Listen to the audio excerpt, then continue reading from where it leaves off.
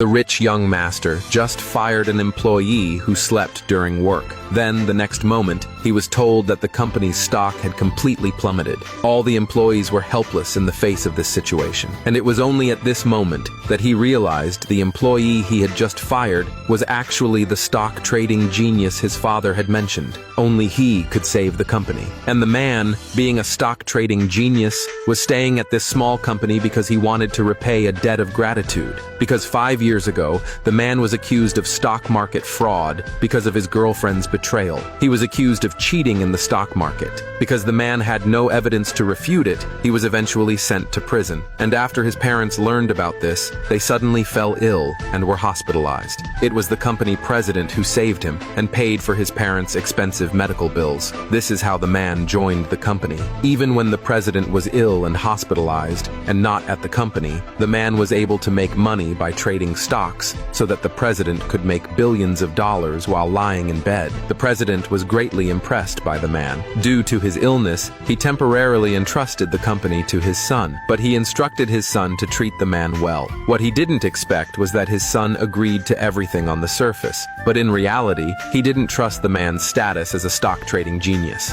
He thought that, because he had studied abroad, he couldn't believe in stock traders from China, and he had invited a very famous foreign stock trading master. So, on his first day at work, he fired a few employees just because they didn't show him the proper respect, because they didn't bow respectfully to him. Then, he went to the office and saw the man lying there, sleeping. This made him very angry. He immediately wanted to fire the man. The man wasn't even flustered. Instead, he calmly asked the rich young master, Edward, if the president knew about this, because the man knew that with his own abilities, the president would never fire him. But unexpectedly, Edward was very confident and said plainly that the company was now under his management. He could fire anyone he wanted. The man tried to persuade Edward, but was mocked by the stock trading master, Lucy, that Edward had brought with him. It wasn't until he saw Lucy's face that the man was stunned, because this stock trading master was none other than the girlfriend who betrayed him 5 years ago. The man didn't want to see his enemy again. Seeing that Edward was determined, he didn't want to argue with Edward anymore. So, he took out the contract he had signed back then and demanded from Edward the salary he was owed for the years he had worked at the company. He said that the salary he had signed for back then was $100 million,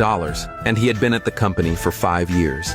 So, Edward owed him a total of $500 million.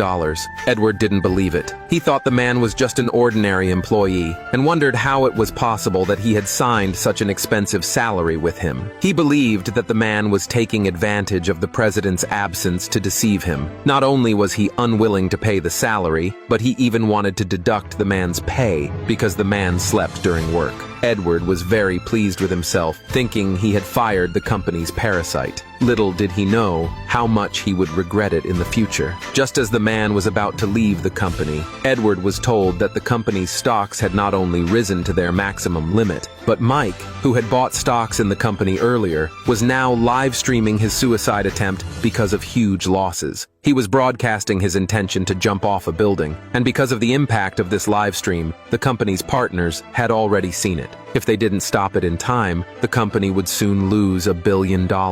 It was only then that Edward started to panic. He quickly asked Lucy, wanting to seek help. Lucy just glanced at him and confidently said, "If Mike buys all the stocks I recommend, within a week, he will earn back the money he lost." However, the man noticed the flaws in the stocks Lucy recommended. He criticized Lucy, saying she didn't understand stock trading at all, because the stocks Lucy recommended may have a trend to rise, but it would take a week, and it was nighttime abroad. Mike would never be able to buy them. He reminded Edward that if he apologized to him, he would give him the right plan to save the company. Edward hesitated. Lucy, not willing to be bested by the man, was reluctant to let him outshine her. So, she told Edward that she could also come up with a correct plan. Edward didn't hesitate at all, and immediately chose Lucy. It wasn't until then that Edward finally breathed a sigh of relief. He was very confident in Lucy's abilities. He believed that this time, she could definitely save the company.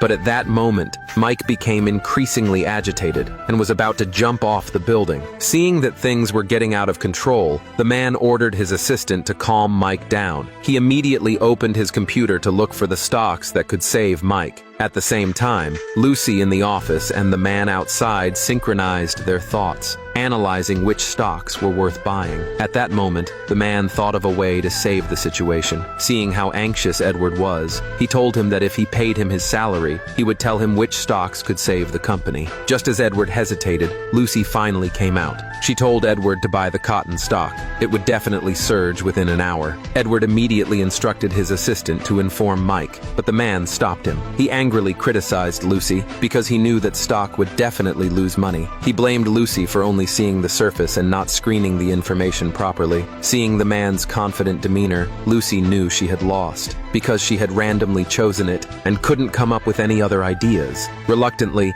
Lucy and Edward had no choice but to ask the man for help and promised to settle the man's salary. After receiving his salary, the man finally told them which stock to buy. When Mike got the news, his emotions finally calmed down, but he was only willing to give the man half an hour. Everyone was nervously watching the stock information on the screen. Everyone's heart was filled with tension.